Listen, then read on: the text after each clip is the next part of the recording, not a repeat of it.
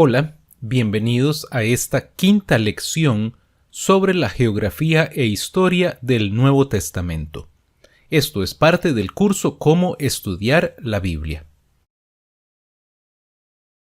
Igual que lo vimos en la cuarta lección en que hablamos acerca de la geografía e historia del Antiguo Testamento, ahora vamos a hacer un repaso de la geografía bíblica y de la historia alrededor del Nuevo Testamento. Hemos dicho que esto es muy importante para poder tener entonces una mejor idea del contexto, saber en dónde y cuándo ocurrieron los hechos narrados en estos libros y entonces así poder obtener una mejor comprensión.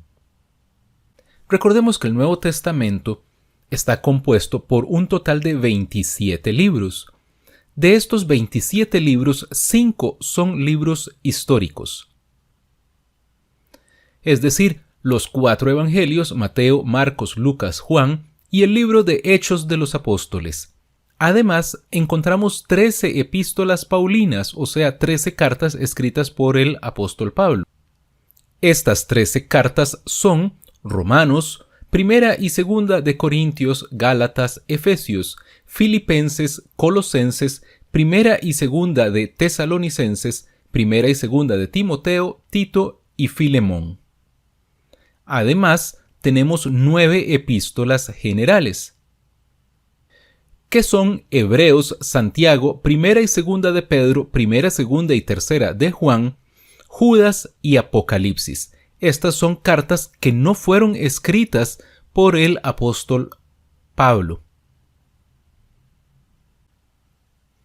Vamos a explicar un poco más estos 3 tipos principales de libros que encontramos en el Nuevo Testamento.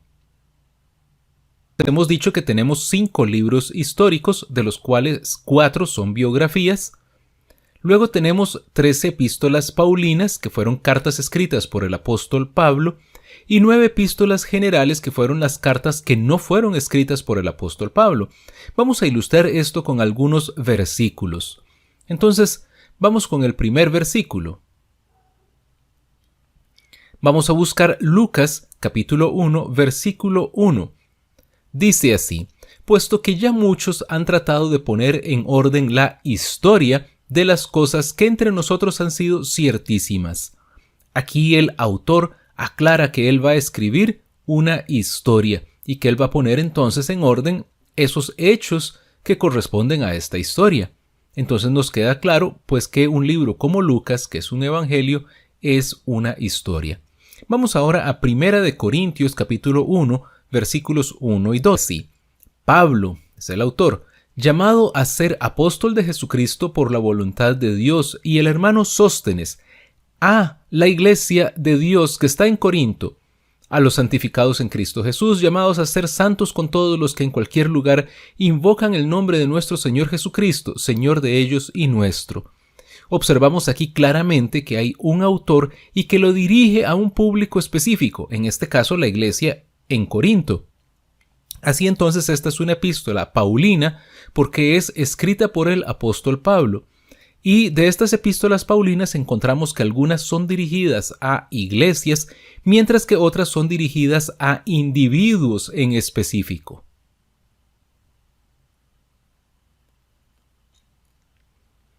Veamos ahora Judas capítulo 1 versículos 1 y 2, que dice lo siguiente: Judas, es el autor, siervo de Jesucristo y hermano de Jacobo, a los llamados santificados en Dios Padre y guardados en Jesucristo, misericordia, paz y amor os sean multiplicados. Observemos que el autor dirige esta carta a los llamados santificados en Dios Padre, o sea, en general a los creyentes. No está dirigida esta carta a los creyentes de una iglesia como la de Corinto o la de Galacia o alguna iglesia en específico, sino que es general. Por eso decimos que esta es una epístola general. Estas epístolas generales no fueron escritas por el apóstol Pablo, sino que fueron escritas, por ejemplo, por Judas. Ahora bien, de las epístolas escritas por Pablo, 9 fueron escritas a una iglesia específica en particular. Vamos a ver unos ejemplos.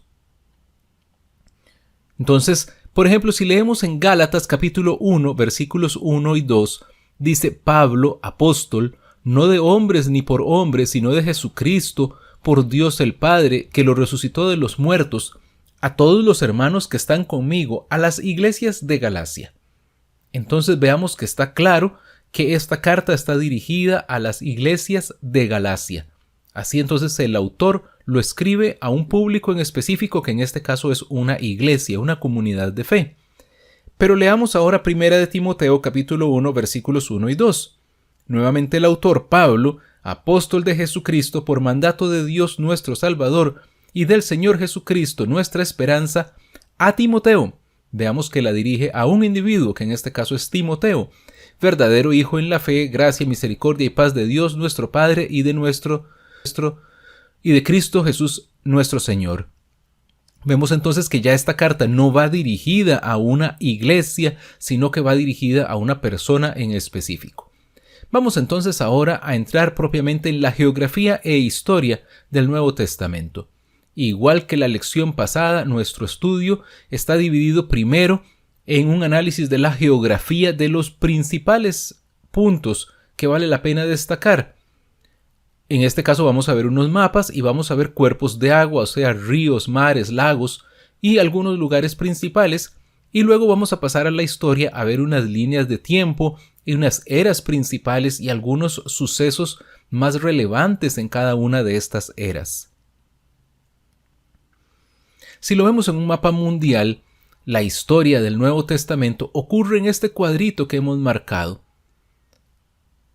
Si lo acercamos, podemos entonces ver, en términos generales, ocurre en la región que fue dominada por el Imperio Romano durante el siglo I.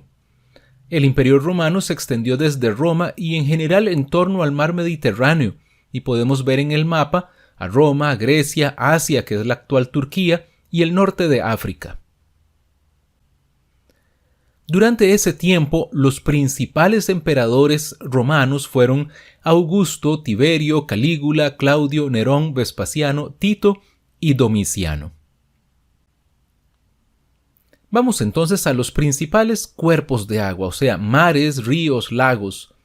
Entonces en este mapa encontramos primero que todo el mar Mediterráneo, lo tenemos aquí marcado con este 1 al occidente de Palestina. Luego tenemos marcado con un 2 el mar de Galilea, que es este lago que se encuentra aquí arriba. Saliendo del mar de Galilea encontramos un río que es el río Jordán, que llega hasta el mar Muerto, que es el lago que encontramos marcado con 4 en la parte inferior. Esos son los principales cuerpos de agua que encontramos en los evangelios. Luego podemos encontrar en los evangelios algunos lugares importantes. Los principales son los siguientes. Primero que todo vamos a señalar algunas provincias. Tenemos aquí en el norte la provincia de Galilea. Está señalada entonces con esta A, donde Jesús desarrolló buena parte de su ministerio. Luego encontramos la provincia de Samaria, que está al sur de Galilea. Y al sur de Samaria encontramos Judea, marcado en este caso con una C. Al este encontramos la provincia de Perea, que se encuentra entonces al otro lado del río Jordán. Y podemos marcar algunas de las principales ciudades en las que estuvo Jesús, como Nazaret, marcada con la E, Capernaum, marcada con F, Jerusalén, marcada con G, y Belén, que la tenemos aquí con una H. Ahora, cuando ya nos extendemos al libro de Hechos de los Apóstoles, entonces tenemos que ir a lugares más allá. Entre los principales se encuentran los siguientes. Marcado con una A encontramos aquí a Galacia. Eso se encuentra en la actual Turquía. Grecia en el actual país que corresponde a Grecia. Luego tenemos Asia, siempre en la actual Turquía. Luego encontramos a Italia, la península itálica. Luego Jerusalén, lo observamos entonces donde está marcado con la E. Damasco, marcado aquí con una F. Después Cesarea de Filipo, marcado con una G. Y finalmente Antioquía, que lo encontramos aquí marcado con una H. Son lugares importantes a lo largo del libro de Hechos de los Apóstoles. Y no olvidemos Roma, ¿verdad? Aquí en la península itálica marcado con una I. Ahora bien, en el Nuevo Testamento vamos a identificar 3 eras principales. La primera, vamos a decir que es la era de los Evangelios. Narra la vida de Jesús de Nazaret conforme al relato de los Evangelios de Marcos, Mateo, Lucas y Juan. Luego tenemos la era de la Iglesia, donde tenemos entonces la formación de la Iglesia cristiana. Y la tercera corresponde entonces a la era de las misiones, o sea, la expansión de la Iglesia a todo el Imperio Romano mediante distintas misiones, especialmente viajes a cargo del apóstol Pablo. Vamos entonces ahora a la era de los Evangelios. Igual que vimos en la lección acerca del Antiguo Testamento, para cada una de las eras vamos a mencionar una persona, un lugar y un hecho histórico clave. Entonces, en la era de los Evangelios, la persona es Jesús y el lugar corresponde a Galilea, Samaria y Judea, que son los principales lugares donde Jesús desarrolló su ministerio. Entonces, estos 3 lugares son claves dentro de esta era de los Evangelios. Como hecho histórico clave, vamos a decir que Jesús, en cumplimiento de las profecías, ofrece salvación y el reino de Dios. Algunos lo aceptan y otros no. Finalmente es crucificado y resucita. Luego tenemos la era de la Iglesia, donde la persona es Pedro, y el lugar corresponde a Jerusalén. Luego vamos a mencionar el hecho histórico clave. Y en la tercera era, la de las misiones, la persona es Pablo y el lugar es el Imperio Romano. Y también luego vamos a decir cuál es el hecho histórico clave. Entonces, en esta era de los Evangelios, los sucesos principales son los siguientes, narrados en los Evangelios de Mateo, Marcos, Lucas y Juan, entre el nacimiento de Cristo y el 30 después de Cristo.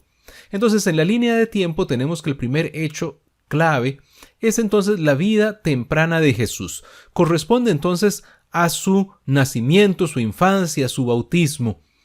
Luego vamos a la etapa inicial de su ministerio, lo que llamaríamos el ministerio temprano, y es entonces cuando Jesús recibe una aceptación inicial. Sin embargo, en su ministerio posterior, algunos empiezan a rechazar a Jesús, especialmente los líderes de Israel. Y finalmente tenemos la cuarta etapa que llamaríamos muerte y resurrección, que correspondería entonces ya al rechazo final por parte de los judíos.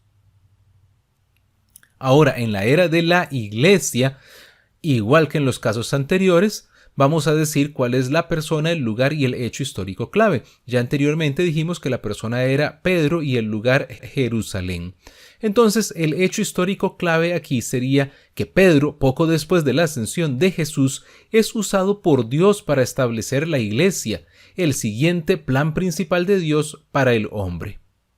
Y tenemos, la tercera era, que luego vamos a decir su hecho histórico clave. En esta era de la Iglesia es narrada en el libro de Hechos de los Apóstoles, principalmente de los capítulos 1 al 12, y esto transcurre aproximadamente entre el año 30 después de Cristo al 36 después de Cristo.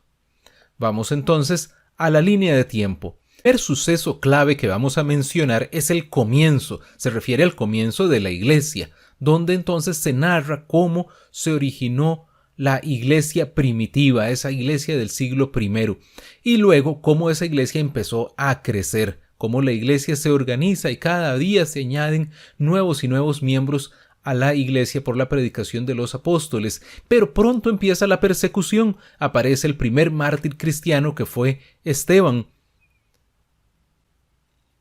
para luego pasar a una transición en la cual ya la iglesia no se limita solamente a Israel, sino que ya se vuelve una iglesia misionera a los gentiles. Y entonces entramos así en la tercera era, que es la era de las misiones. Nuevamente tenemos para cada era persona, lugar y hecho histórico clave. Entonces, en esta tercera era, la persona es el apóstol Pablo y él va por todo el Imperio Romano. El hecho histórico clave es que Pablo extiende la iglesia en el Imperio Romano durante las próximas 2 décadas. Esto es narrado en el libro de Hechos de los Apóstoles, de los capítulos 13 al 28, y ocurre aproximadamente entre los años 36 después de Cristo al 45 después de Cristo.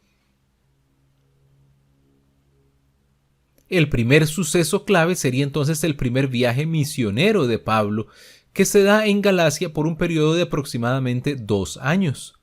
Luego tenemos el segundo viaje misionero por los siguientes 3 años en Grecia, el tercer viaje misionero de 4 años por Asia y finalmente sus juicios y cárcel en una.